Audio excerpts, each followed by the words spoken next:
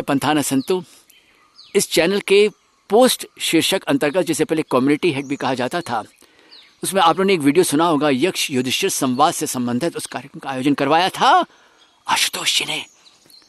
उससे संबंधित कुछ तकनीकी बिंदु लेकर चैनल अपने शुभ चिंतकों के समक्ष उपस्थित हुआ है। प्रश्नावली की प्रामाणिकता क्या है, क्योंकि महाभारत के तो अनेकों संस्करण हैं। देखिए, एक तरह से देखा जाए तो बचकानी बात है। क्यों? कि जितने भी प्रतिष्ठित प्रकाशक हैं महाभारत के और उनके प्राचीन संस्करण हम देखें तो सब में अध्यायों की संख्या भले ही अलग हो, जी हाँ, पर श्लोक संख्या 45 से ही प्रश्न उत्तर आरंभ हुआ है। तो सारे प्रश्न एक है, कहीं कोई भेद नहीं है। और टीकाओं की बात, संस्थाओं के प्रकाशकों की बात, वहाँ पर तो भेदभाव तो क्या, पूरी गड़बड़ है, उसके सिवा और कुछ है ही नहीं। कईयों ने तो पूरी प्रश्नमाला ही अपने तरीके से तैयार कर कर यज्ञ संवाद के नाम पर आरोपित करते हैं। कईयों ने तो जो डॉक्यूमेंट्री बनती है वही अपने तरीके से बना दी यक्ष प्रश्न के नाम पर। कईयों ने उत्तरों का ही खंडन कर दिया विश्लेषण के नाम पर। अब आप बोलोगे इसमें दोष क्या है? मुंडे मुंडे मतर भिन्ना। भाई, सनातन धर्म के प्रति अपने लगाव को आप किस तरह से प्रमाणित कर रहे हो? क्या यही शैली है प्रमाणित करने की कि प्रश्न उत्तर अपने तरीके से बना दें जाए, कहीं प्रश्न हटा दें, कहीं उत्तर का खंडन कर दें विवेचना के नाम पर? ना ना ना, और फिर समाज में एक भ्रांति पैदा कर दें। होता यह है कि उन संस्थाओं को प्रमाण मानने वाले तो जानी बात है, उनके सामने अगर स्वयं महामुनि वेदव्यास आ जाएं तो वो भी उनकी बात नहीं मानेंगे कि नहीं नहीं नहीं, हमारी संस्था ने, हमारे गुरु जी ने, हमारे बाबा जी ने तो ऐसे कहा है, ये प्रश्न रखे हैं। ना ना, तो जानी बात है, तो फिर बात गड़बड़ी होगी। अब 7 चरणों में ये जो प्रश्नमाला गुथी हुई है, उस पर तो खैर अलग से वीडियो आपने सुना ही होगा। अब टॉपिक्स की बात, विषयों की बात आ जाए तो कई हैं। उनमें से कुछ जो प्रमुखता से सामने आए हैं वे हैं अर्थशास्त्र, दर्शन शास्त्र, समाज विज्ञान, मनोविज्ञान, अध्यात्म, दर्शन, राजनीति। खोजने पर 2 एक आपको और मिल जाएंगे, पर याद है, भले ही आप उन प्रश्नों को अलग से छांट कर पढ़ें, पढ़ाएं, मनन चिंतन करें, अलग से शोध करें, पर कम से कम आपस में जो उनका संबंध है, संगति है, उसे भंग ना करें। फिर एक प्रश्न आया कि भाषा विज्ञान संबंधित इसमें क्या है?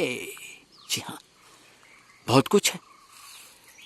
जिस तरह से प्रश्न में शब्दों का चयन हुआ है, प्रयोग हुआ है, वह देखने लायक है। उनमें से आप अपने तरीके से शब्दों को आगे पीछे कर दें तो पूरा मामला गड़बड़ा जाएगा, संगति नहीं लगेगी। जो आपसी जो तालमेल है प्रश्नों का, वो पूरा भंग हो जाएगा। शब्दों का चयन सोच समझ कर हुआ है। और देखें तो जहां अध्यात्म, दर्शन के प्रश्न हैं, उनमें अवश्य अलंकारिक शब्दों का प्रयोग अधिक है और देखने में कठिन लगते हैं, पर याद रहे, वे प्रश्न तक व्यवहार को साथ लेकर चलते हैं। उनके त्याग की बात नहीं है, छोड़ने की बात नहीं है, कर्तव्यों से भागने की बात नहीं की गई है। तो वैसे ही शब्दों का चयन हुआ है जिसके द्वारा एक तालमेल स्थापित होता चला जाए। नहीं तो होता क्या है, कहा क्या जाता है, प्रचलन में क्या है, नहीं नहीं नहीं नहीं, आप खाली ज्ञान की बात कीजिए, व्यवहार की बात मत कीजिए। ना ना ना ना ना ना ना ना, लोग इस तरह से बिदक जाते हैं। हंसी आती है कि भाई, अध्यात्म की राहें, दर्शन की राहें तो आहार, विहार, व्यवहार के संतुलन से ही निकलती है, और उसी संतुलन की बात तो यक्ष संवाद में कूट कूट कर भरी पड़ी है। अब करना क्या है, ये भी प्रश्न आया। किसका उपयोग कैसे किया जाए?